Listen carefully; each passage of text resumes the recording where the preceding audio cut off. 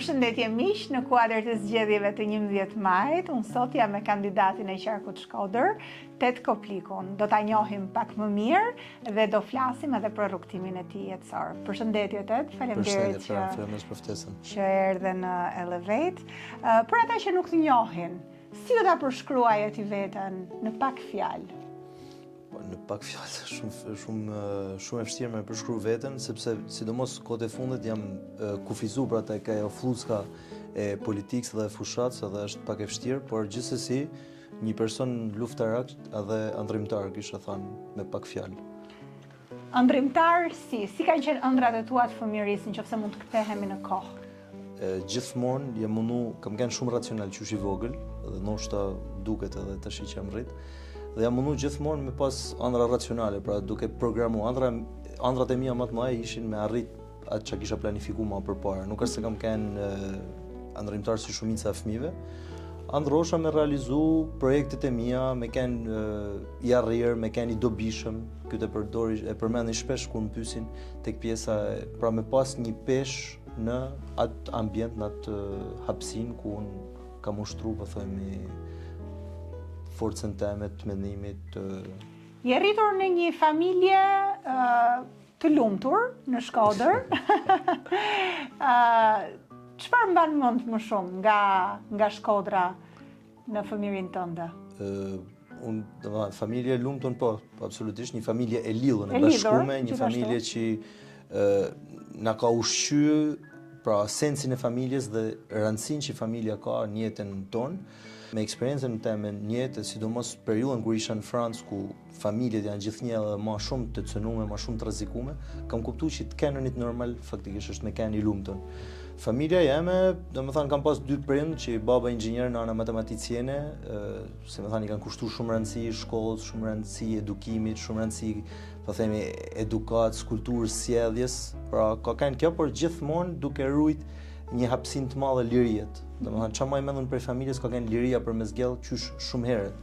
Unë qysh moshën diku 6 vjeçare për shkak shkosha në shkollë vetë dhe më dukte në krahasim me shokët e mi ishte një lloj krenarie që mu mbesojnë prind, pavarësisht se shkolla ishte në fund rrugës, por gjithsesi ideja që na bëshin besim prind ka kanë një prej gjërave kryesore që na ka marrë të lidhur dhe domethënë ka pas shumë pak gjëra të jetës time si fëmijë që prind nuk i kanë ditë, pra nuk kam pas nevojë më umshë prind.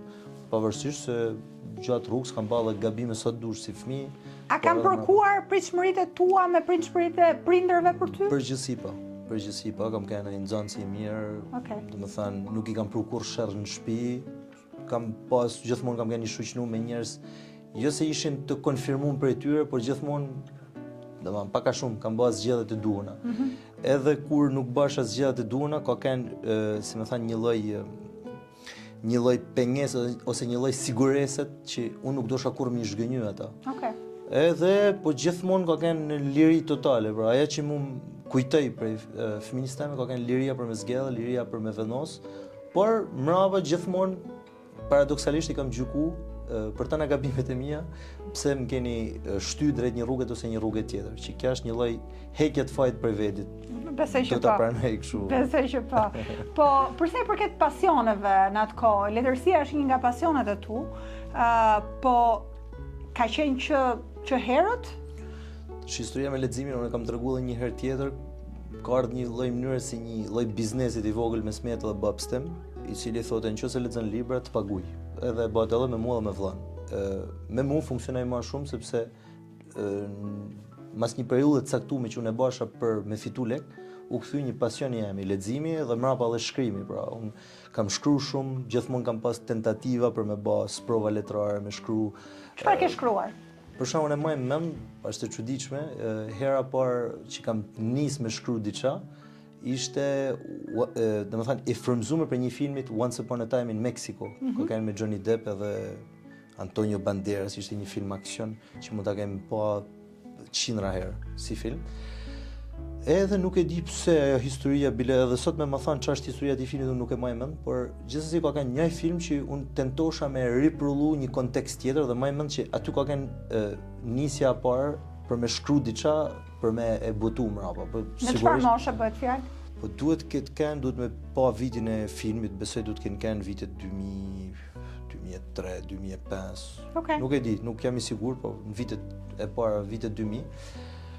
Po sigurisht që kanë tentativa, që kanë me gjithmonë tentativa. Mrapa në vitin 2009 e mrapa kam shkruar shumë ditar. Pra ka një tip ditarit si më thënë, majtje reflektimesh ndryshme, sigurisht që ka kanë edhe ditar I jetës teme, po ma tepër ka kanë ditar I mendimeve të mia. Dhe kjo është interesant se më ke treguar që vazhdon edhe mban ditar edhe sot e kësaj dite. Sot e kësaj dite është pak më vështirë me majt si rutinë të përditshme, sepse s'kam kohë, mund të ketë 4-5 muaj që s'kam shkruar aty. Por ka faza të caktuara të jetës që është funksionon si një lloj terapie kjo pjesa e ditarit. Çfarë ndan në ditar? Ndan mendime, ndan ndodhi, ndan ëndra? Është me faza të caktuara. Ajo që unë I kthehem, shpeshherë I kthehem ditarit edhe në vitet e më përparshme të jetës time, për shkak çka kam shkruar në kohë të ndryshme. Dhe them me veti, duket I fije jetë e zymt kjo që kam unë, sepse ditarin për janë them që është një lloj terapie, sepse kur snihem krejtësisht mirë, ulem dhe shkruaj dhe është një shok I mirë, domethënë. Në përgjithësi kam nda, po themi, ato momentet e vështira, momentet e dyshimeve, momentet e sfidave që kam pas në jetë, momentin e trishtimit, e dhimbjes, ma shumë se sa, po themi, kronologji ngjarjesh. Ndodh ndonjëherë për shkak fazat caktuara të jetës që them tash do të shkruaj ditar për ditë dhe ka fragmente të caktuara që janë disa ditë rresht që unë mundohem me kthy si kronologji ngjarjesh, por në përgjithësi është kronologji ndjenjash edhe reflektimesh filozofike, mendime rreth vetit, pra një lloj shikimi të vetvetes nga jashtë. Kush do ishin momente dhimbje që po flisje përpara? Po momente dhimbjet Kë përcakton si moment dhimbje? Po momente dhimbjet mund të kenë edhe dështimet. Gjëja e parë që më vjen në mend janë dështimet. Për shembull në pjesa faza universitetit, fillimi I universitetit ka një lloj zhgënjimi, dështimit dhe mrapa ndoshta jam fut në disa rrugë emocionesh dhe ndjenjash të cilat janë pasqyruar, për shembull, ata vitet që kam shkruar më shumë kanë edhe këto, pra momenti kur erdha në Tiranë, momenti kur fillova shkollën, pra ishte një lloj ballafaqimit me një realitet tjetër që një farë mënyrë më ka trondit për sa I përket marrëdhënies që kisha me shkollën, me dijen, me Është interesant sepse përgjithsisht njerëzit ndjejnë këtë ndryshim kur e lënë Shqipërinë dhe shkojnë gjetë. Megjithatë ti thjesht le Shkodrën mbas gjimnazit dhe erdhën në Tiranë si shumë studentë të tjerë që vinë në Tiranë, po pse përjetimi yt ka qenë ndryshe? Më shumë se sa Shkodrën lasha të sigurinë e Shkodrës, domethënë nuk ishte çështje qytetit, se unë shkosha çdo javë në Shkodër prap, por ishte nga një gjimnaz që domethënë kishte shërby edhe me jetu jetën, por edhe me studiu shumë, edhe me lexu, pra më delte koha për tana, ishte nana, baba, domethënë që rrishin tankon gati për çdo gjë. Pra ishte gjithçka perfekt dhe kam pas fat edhe gjimnazin është një nga momentet më të bukura dhe fat që kam pas që edhe me studiu, por edhe me jetu. Dhe mrapa erdha në Universitetin e Tiranës, në Politeknikun e Tiranës, që për mua ka qenë një ndër eksperiencat më të këqija të jetës time, por mandej po sepse domethënë pa drejtësi që u bashin, sistemi arsimor, kushtet, pra Ku jetoje? Jetoja në çfarë lagjet jetoja? Jo, jetoje me qerathën, me një jetosha me një shok që kisha pas në gjimnaz, ai ishte për mjeksi, unë isha për inxhinier ndërtimit. Mrapa kur erdhi vllai, mas 2 vitesh jetova me vllan, mandej na. Po edhe, domethënë edhe dega interesant nga letërsia tek inxhinieria ndërtimit. Ndoshta edhe kjo ka ndikuar disi në përjetimin tënd? Letërsia ka bë pjesë të pasionet e mia, por unë në gjimnaz kam kanë nxënës olimpиадаsh fizik, matematik, domethënë kam kanë shumë te matematik fizika. Zgjedhja ishte e natyrshme të... E natyrshme dhe jo, sepse thash, andrrimtar kam kanë në sensin që jam mundu gjithmonë me një pasionet e mia, dhe pasionet e mia kanë vazhduar me kanë letërsia, historia, mas viteve 2005, pra kur ishin ata zgjedhjet elektorale të vitit 2005, dominote pra politika, po gjithmonë e përzime me filozofi, letërsi, jo thjesht politik kështu hard. Dhe tu lesha ndoshta krejtësisht I lirë kisha zgjell diçka mes gazetarisë, juridikut, shkencave politike, por me drejt prind të insistoshin që të zgjellsha ose inxhinier ndërtimit ose mjeksi, këtë dek. Me idenë që kishe një të ardhme të sigurt atë. E ardhmja sigurt, mes të ardhmeve të sigurta unë zgjell inxhinier ndërtimit sepse matematik, fizika ishin më pëlqeshin si deg, si lan, në krahasim me biologji, kimin për shembull. Po mirë, se thej që ishte eksperiencë jo e mirë, ato vitet e studimit, sepse nuk ishte në pritshmëritë tua, apo thjesht liria e tepërt nuk bënte për ty, apo nuk ndieshe në habitatin tënd, çfarë kishte që nuk shkonte? Do më thënë, unë me zje priça Tiranën. Ideja ishte që po vishim Tiranë dhe ishte tanë brezi jem që vitën Tiranë. Pra ishte i gjithë brezi që kishte zgjellë me studiu në Tiranë dhe ishte shumë bukur sepse ne përgjithsisht, unë personalisht, po gjithë grupi kena kënë të lirë. Pra delshim, qysh në gjimnaz, kishim një grup shumë të mirë, me shoqe që ishim gati si vëllezër e motra. Pra ishte edhe periudha që nuk kishin këto, filloshin pak më vonë këto marrëdhëniet për te shoqënisë, sidomos tek brezi i vajzave të saj kohës, ka kanë shumë fat që nuk u përzishin pra marrëdhënie shoqënore me marrëdhëniet sentimentale, ose kena pas fat ne, nuk e di. Dhe mezi prishim marrë në Tiranë pra për me jetu edhe më shumë liri. Por ai nërçi pra, aja pengesa që nuk më pengaj me vazhdu me jetu krejt bukur jetën e Tiranës dhe e kam jetu bile më shumë se duhet. Ishte pjesa vetëm marrëdhënia jeme me shkollën, pra. Shkolla ishin sistemin notimit, ose për shembull ishte një person që kisha shok, ai merrte, ishte një sekser profesorash, nuk e di se ça. E shifsha që nuk vite kur në shkollë, merrte të ankohen nota të mira, më thote mu, po unë e kam refuzu gjithmonë, domethënë me pagu lek për provime, ishte jashtë imagjinatës teme. Dhe kur u futa në përprovime, notat ishin shumë më poshtë se që i pritësha unë. Domethënë mësoshe, gjataj, s'ke ba teorinë, s'ke ba praktiken, pra tjetër gjatë jepte në shkollë, tjetër gjatë kërkote në provim, dhe sidomos kur kam ba diferencen me universitetin që kam kryer në Francë, krejt pa lidhje me degen, por universitet në fundicë, domethënë i shifsha si me admirim profesorët francezë, thosha si ka muzikë që nuk janë, si më thënë, kanë kytane njerëzore. Po, zgjedhja për të ardhur në Tiranë për të studiuar dhe jo për të shkuar jashtë, ka qenë jotja, ka qenë prej pamundësisë, ka qenë prej dëshirës, ka qenë prej... Ka një diskutim, domethënë me ikë në Poloni, më e mend që ishte diskutimi në Austri, u flite, kanë disa opsione që unë me ikë jashtë.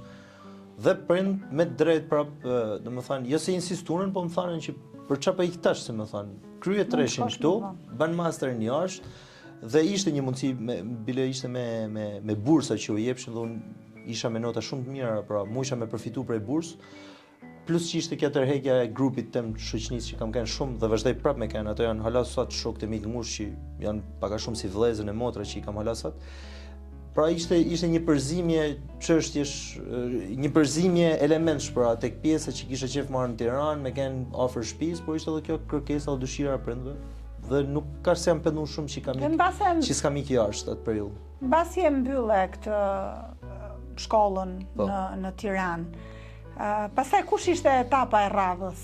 Etapa e radhës i natë, domethënë vjen një propozim për me marrë në menaxhim, një bar, restorant, pizzeri, pra ishte një biznes i madh që po rinovote dhe ishte përmend një risi edhe për pjesën në Shkodër, një pjesë domethënë ishte përmend risin komplet e konceptuar, pra me një lloj seriozitetit për sa i përket stafit punës, pra kishte menaxher, kishte njerëz, menaxheri shon, po domethënë stafi u pagute shumë mirë, pra kishte kushte shumë të mira punet. Dhe kisha një lloj stepjet, sepse i thosha si do më mlan për një biznes që ke investu kaq shumë lek, do më lan dorë teme kur unë s'kam pas kurr eksperiencë. Dhe pronari i lokalet atëherë më thet, ma lën mua se i kam bë vet llogaritë, si më thënë, ti vetëm pranoje, si më thënë. Dhe u pata fut dhe përmend që ka një shkollë, domethënë kanë shkollë mas shkollët, por më shumë se sa shkollë biznesit ose shkollë, ka kanë shkollë jetët, secila për këtyre, sepse më ka bë me njoft shumë njerëz, shumë situata, më ka bë me marr pak a shumë, si më thënë, frenat e jetës teme dorë, sepse për herë të parë punosha mirëfilltazi, pra kisha një lloj përgjegjësie prej një orar caktuar deri një orar caktuar, aq më tepër që menaxhosha, domethënë momentin e maksimumit stafit ishte diku te 30 vet që mu do të më drejtoje. E bëre me sukses këtë? Me shumë sukses, bile prume për me në risi në Shkodër, ndaç për pjesën e muzikës, kur përballë kënoj Tallava me gjithë respektin ne, pra u mundoshim me fut muzikën jazz, bossa nova, pra një lloj risie në vitet 2014-2015 që sot është bërë një normalitet në lokalet e Shkodrës, por ishte normale për ty që të riktheheshe prap apo ke pas ëndra të tjera dhe ke pas aspirata të tjera për të arritur më shumë dhe për të bërë më shumë? Të më thënë, shkolla e inxhinierisë u bina që inxhiniera më kthy një sfidë personale me e kry shkollën, por mikoja dëshira për degen edhe për profesionin, pra. Mësosha për me marrë provimet, por nuk mësosha për me kthy profesionin e jetës time. Dhe, domethënë, më lolli shumë pjesa e marrëdhënies pra me suksesin, sa ishte suksesi, se kishte një jetë në lidhje me shkollën dhe kishte një jetë tjetër që vazhdonte krejt normalisht e pa impaktuar prej kësaj. Në Tiranë që ishte shumë e bukur, ishte perfekte, por për çka kisha në Tiranë, jo domosdoshmërisht. Dhe më kishte lodh një farë mënyrë dhe në Shkodër shkova gjithë edhe një herë një lloj qetësie, pra. Kur më erdhi ky propozimi nuk e disha tamam ç'a duam të bëj, dosha thjesht një pauzë 3-4 muaj. Dhe më erdhi ky propozimi për në 2000. Pra nuk e aspiruar për më shumë, desha të thoja. Nuk mendoje që të rriteshe më shumë, jo të ktheheshe në Shkodër mbas. Shikoj, qysh, domethënë vitin 2013 duhet ta lidhej edhe pak edhe me ikjen nga pushteti i Partisë Demokratike dhe aty fillova edhe tu angazhu shumë edhe. Tani duhet theksuar që mamaja jote ka qenë deputete. E shpjegojmë, po. Po, një herë të 2015 nga ken, por po e shpjegoj pjesën e nënës, por po tregoj këtë pjesën se aty me nënën ishte pjesë tjetër e punës time që u bë, pra pas kësaj punës ishte si asistent parlamentar, po themi, me dha një titull punës. Por nuk ka si kishe një ide qartë, por fillova tu angazhu edhe tek pjesa e opozitarizmit, sepse është fillimi i opozitarizmit mirëfillt. Isha pjek, si më thanë, në mosh, kisha një lloj mendimit politik, sepse një kisha politikën qysh në vitin 2005, pra, edhe në gjatë kohës që Partia Demokratike ishte në pushtet. Periudha e nënës ishte një lloj mënyre diçka që ne nuk e pritshim praktikisht, as nuk e dishim. Në atë periudhë ishin listat e mbyllura totalisht, dhe nëna jam ishte diku e 11 vjet ishte 10, pra ishte një fushat që nëna jam kontribote si figurë nga bota akademike, si një figurë e qytetit, po jo si një politikane mirëfillt, dhe nëna jam që duhet me kanë qartë se shpesh më përmendin këtë pjesën e nënës sikur duket edhe si nepotizëm, tu ishte nëna erdhi biri, por nëna s'ka bë pjesë kurrë e bota politike. Sigurisht familjarisht kena kanë të angazhuar me Partinë Demokratike në ata seksionet kur funksionoshin dikur, pra që ishte prej mend çdo qytetar merrte pjesë në politikë, sot ka një indiferentizëm, unë bëj diferencën me kohët. Dhe në 2015 në Bashkinë e Shkodrës u bë kryetaria e parë femën, pra Voltana Ademi, dhe u liru një vend që do të zëvendësohej me një femën e parë në listë. Një tjetër, po. Pra ne as këtë formulë nuk e dishim, në fakt, pra erdhi si surprizë që do të shkosh në parlament në 2015. Gjithsesi nëna ime ka kontribuar te pjesa e universitetit, tek bota akademike, por politikën kam kënë unë krahu i saj djathtë dhe aty. Pra më shumë e ke bërë ti politikën se sa. Besoj që po. Diskutohet politik në shtëpinë tona? Në shtëpinë tuaj? Po sa diskutohet vetëm politikë në shtëpinë tonë për angazhimin tim, por diskutohet, ka kanë pjesë e diskutimeve tona, domethënë çanolten politik, ka kanë pjesë e diskutimeve tona, por jo domosdoshmërisht diskutohet vetëm politikë. E ambiciat e tua nuk mbetën deri tek Shqipëria dhe tek diskutimi i politikës me nënën tënde të angazhuar, ti vendose që të shkoje në Francë dhe të krijoje edhe një eksperiencë tjetër atje. Ka qenë diçka e re, duke u nisur nga rrugtimi jot jetësor deri në atë pikë që do ishte, mund të konsiderohet dhe i zakonshëm për djemtë e tjerë që kanë studiuar në Shqipëri. Po pastaj Francën pse? Pse zgjodhe Francën? Atëherë, në momentin pra që ishte pjesa si menaxher një biznesit, ishte edhe pjesa si asistent parlamentar ku prej mend ishte tu u materializu pra i pasioni e ëndra jeme mu marrë me politikë dhe ishte tu e pa konkretisht ç'është politika. Ndërkohë punosha edhe me babin si inxhinier me këto projektet e shpëtimit nga zjarri dhe e nisha që kisha një nevojë për me u plotësu ose me një katë ëndrën time me studiu politik. Me studiu shkenca politike. Dhe po kur nisi kjo ëndër, se këtë nuk ma shpjegove? Ëndra për me njeh politikën ka fillu qysh në gjimnaz. A që në gjimnaz? Gjithë njerëzit që më kanë rrethu, unë kam qenë shumë pasionant fliçe gjithmonë për politikë dhe në 2013 dhe mbrapa u angazhova edhe më tepër se ishim në opozitë dhe unë u bëna opozitar. Pra me dëshirën tënde ti mund kishe studiuar dhe politikë në Shqipëri, po këtë ka qenë ëndra jeme në fillim. Por tu marr parasysh që këto deg nuk janë shumë të vlerësuar në Shqipëri. Unë mendoj që duhet me e bëj jashtë, por kur nuk e kisha menduar hapin për me jashtë. Dhe në atë moment, domethënë, e nisha që kisha nevojë për me kalu hapin tjetër, pra, next step. Edhe u do të me fillu me mësu, si më thënë, një gjuhë të huaj.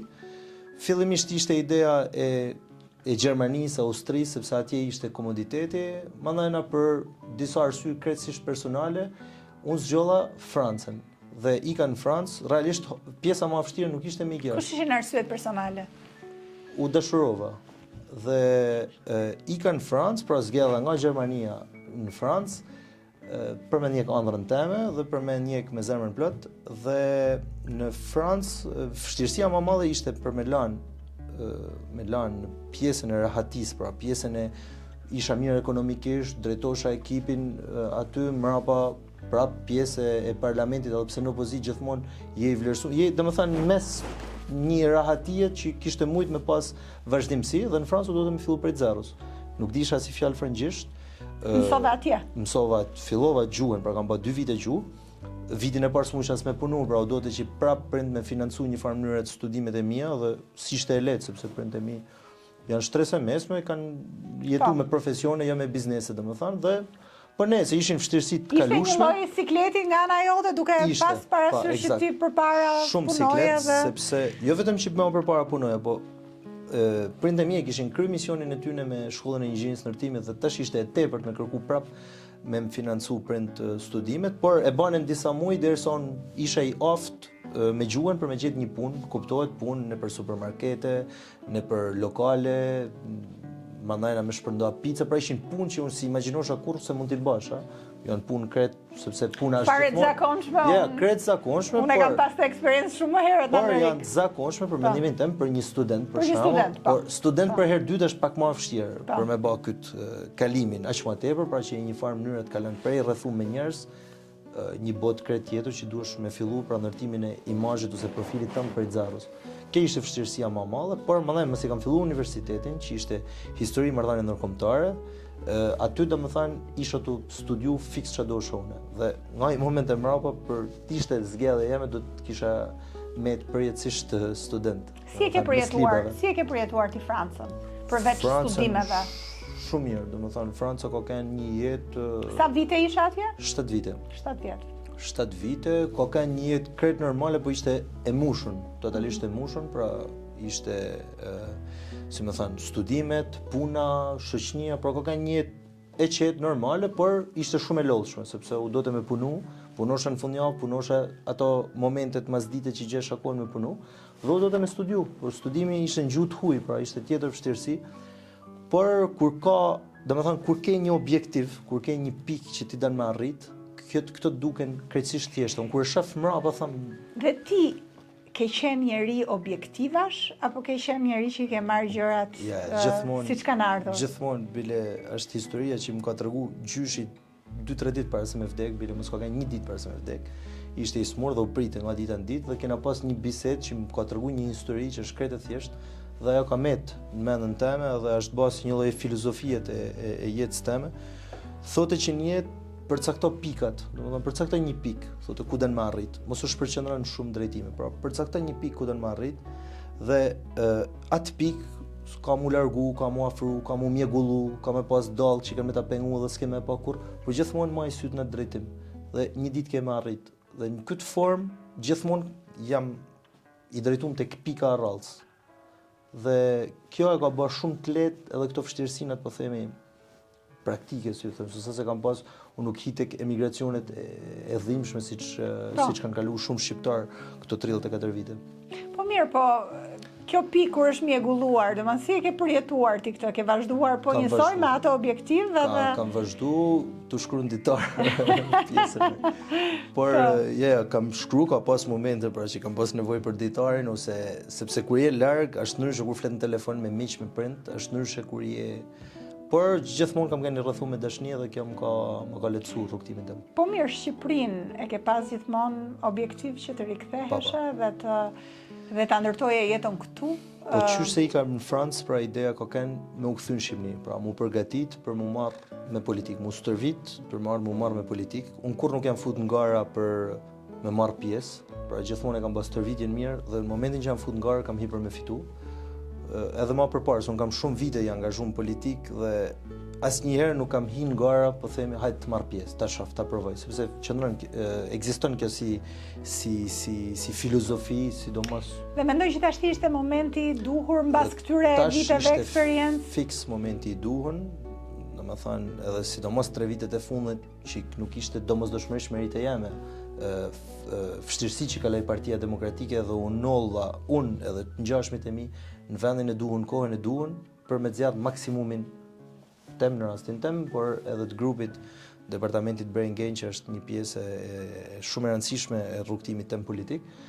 Dhe sot janë zgjedhjet elektorale ku kërkohet me çmos, me pastri, dhe unë besoj që jam jo i ri në moshë, por jam model i ri i debamunit politik, i politikanit të ri, që besoj që Shqipënia ka nevojë më shumë se sa Franca.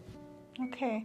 Po shpesh mendoj që edhe fati është një komponent i rëndësishëm në rrugtimin e çdo kujt. Në rastin tënd, në angazhimin tënd në politikë, sepse ka qenë fundja gjithmonë objektivi yt edhe ka ardhur momenti mbas trajnimit tënd në Francë dhe studimeve tua, pasionit tënd, që erdhi momenti dhe ti u përfshiva.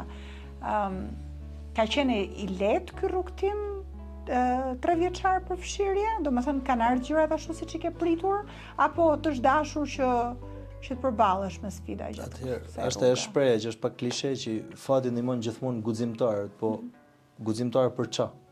Guximtar në rastin tem, edhe besoj që futem tek njerëzit guximtar është me guxu me hub, me guxu me sakrifiku, me kanë gati me sakrifiku, sepse në jetë duhesh me lanë diçka për me marrë diçka tjetër, për me i shërby një objektivit final. Dhe unë personalisht kam ditë me hub, kam ditë, si me thanë, me lanë diçka temen për diçka më të madhe, ose kam ditë me sakrifiku.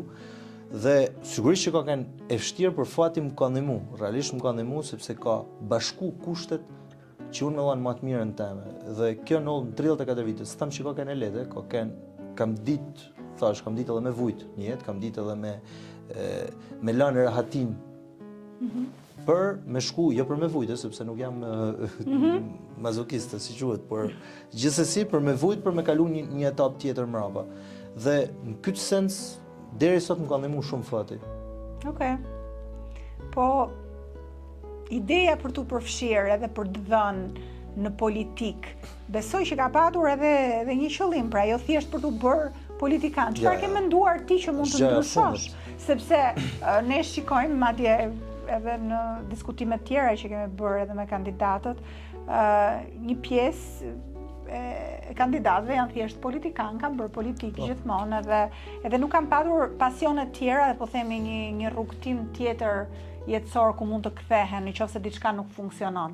Nëse diçka nuk funksionon tek politikanët, ku kthehesh ti? Në rasti yt, ku kthehesh? Ku do kthehesh? Unë sa po thash që unë jam fut me fitull dhe nuk e imagjinoj hupjen. Jo, po flas në gjithsesi, teori. Në një rast hipotetik, besoj që kisha gjetë vetin të shkrimi, tek letërsia, tash nuk e di sa mund të përllojnë ekonomi letërsia, sepse duhet me jetu, si thënë, nuk është çështja me bë çaki qef. Po pse mendojnë që ka nevojë politika për mu? E sotme për ty, për njerëz si ti? Me këto objektiva të qarta, të përcaktuara. Atë që thash më përpara, pra ka nevojë për njerëz që dinë me lhup, dinë me sakrifiku, sepse çfarë ke sakrifikuar ti në këtë rast? Po e them unë. Domethënë, kam sakrifikuar disa gjëra dhe këtë nuk i them për mi tregu sikur është heroizëm dhe duhet me ma ditë dikush për ne, është zgjedhje krejtësisht personale për me një shpirtin tim. Ajo që unë kam sakrifikuar dhe shpresoj ta bëjnë sa më shumë të ri si puna jeme, është rehatia e emigrimit në vende ku sistemet janë të ndërtuar tashmë dhe me një shkollim në ato vende mundesh krejtësisht me ndërtu, mundesh lehtësisht me ndërtu jetën në këto vende. Dhe unë kam zgjedhur në këtë rast me u kthy. Por çka kam bë tjetër për me qenë pjesë e politikës, sakrifikon jetën personale, sepse të parë që sakrifikuan janë njerëzit më të dashur tuaj. Familja, rreth i ngushtë, miqt, sepse ato janë të parë që i thu mas mesin hatër kam i punë. Pra të parë që i sakrifikon janë ata, është koha me ta. Dhe ne sot, unë e tham gjithmonë që Shqipënia ka problemet më të mëdha ka politike dhe ka nevojë për zgjidhje politike. Dhe ne si brez, unë si brez, si përfaqësues i një brezit i cili ka lindë dhe është rritë në demokraci, ka misionin për me dhënë fund tranzicionit shqiptar, sepse deri sot, pavarësisht se ka pas politikanë jashtëzakonisht të mirë, shumë të mirë, edhe jashtëzakonisht shumë qi, por ka pas politikanë shumë të mirë, shumë të serioz, shumë racional, shumë përgjegjshëm, që kanë lënë disa shenjë të mira në historinë e tranzicionit shqiptar, por besoj që tashmë ka ardhur rralla rinis me dhënë atë markën e vet dhe në historinë e Shqipërisë ne na një brez i parë që është formu krejtësisht në liri, domethënë.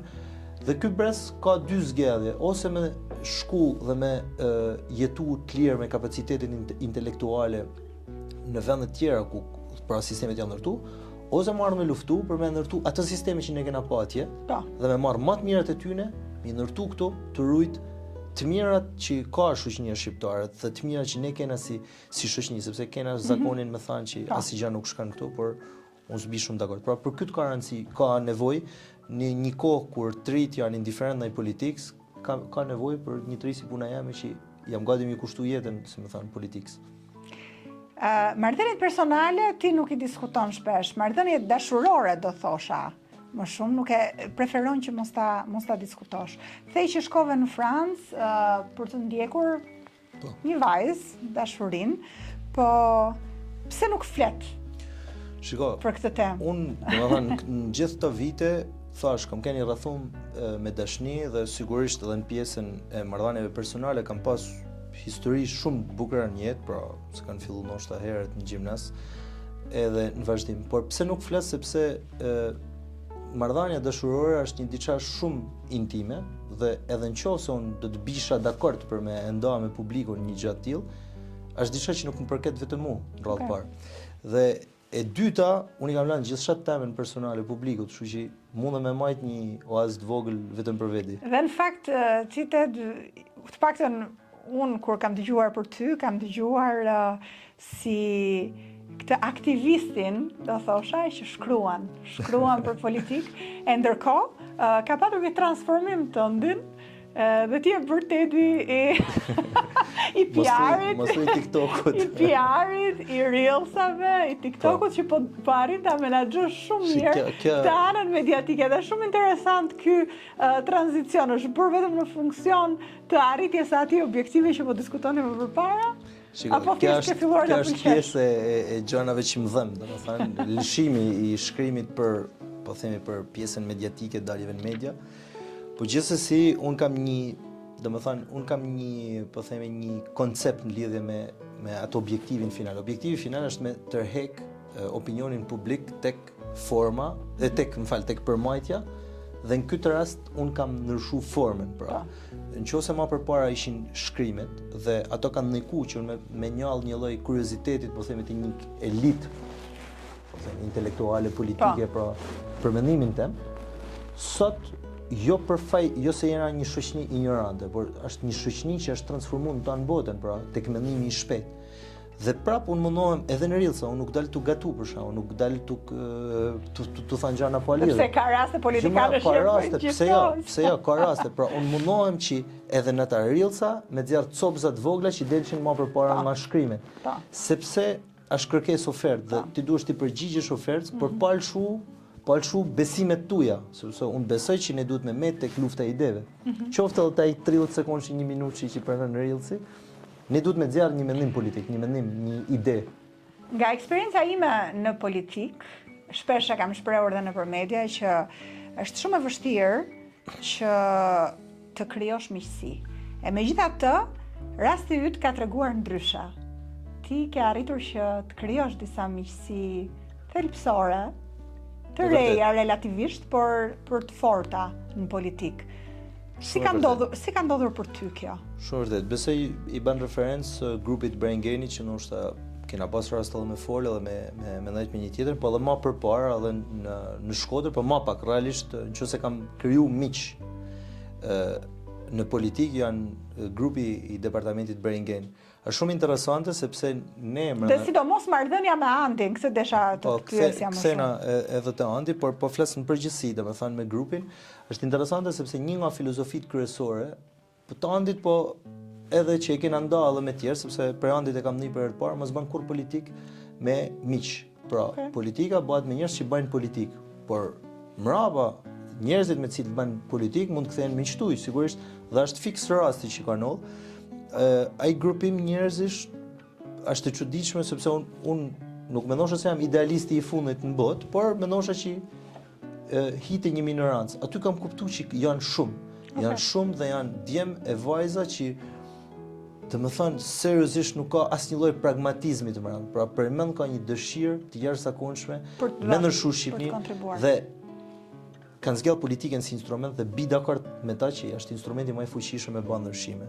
Pra s'po fhime përmend emra sepse mandaj na i met hadre dikujt janë përmend djem e vajza që janë kam pas fat me njoft edhe si miq, përveç se sa si bashkëkollëtar. Për sa i përket Andit. Po, për sa i përket Andit ke krijuar një marrëdhënie më të ngushtë. Nuk e kam njoft as për fytyrë, përpara që Andi ka pas aktivitet politik, unë po ashtu kam pas aktivitet politik edhe para 2022-shit, por nuk jena njoft kurras, nuk e kena ditë, e kam ditë domethënë me emrin e tij, po jo Andin si person. Andi për mua është fat që e ka Shqipënia, domethënë si person, si politikan. Është politikani tipik modern, bashkë me tjerë, Nikola, Nada, s'po përmend Xhuliana, ka shumë Gledi, por s'po hime përmend emras, po. Po jo. Po. Andi në veçantim më ka befasu me çështjen e insistimit që ka tregu për më ndërtu, është arkitekti i departamentit Beringen, dhe gjithmonë më ka befasu me insistimin e tij, me punën e tij dhe me realizimin gjithmonë të ideve që ne kena diskutuar me njëri tjetrin. S'është i vetëm, nuk është merit vetëm e tij, por është idealist i mirëfillt në politikë që mu kem ndoshta më ka bërë me lidhje edhe një lloj miqësie, po themi, me Andin përtej politikës. Në fakt unë vlerësoj këtë gjë dhe tregon që ndoshta vërtet idealizmi i bashkon njerëzit edhe kjo duhet të jetë edhe një thirrje për më shumë idealistë që të vinë edhe të kontribuojnë në politikën shqiptare, sepse ndoshta politika për këtë ka më shumë nevojë. Është krijuar kjo ideja e pragmatizmit në politik, fatkeqësisht, edhe që ndihet, nuk është vetëm në një parti ose në një tjetër, po ndihet në përgjithësi dhe besoj që brezi i ri duhet ta japi këtë model aq më tepër me eksperiencat e shkollimit jashtë edhe parjes se alternativat tjera dhe ndryshme dhe jashtë. Faleminderit shumë për bisedën. Shumë për ftesën. Unë e shijova.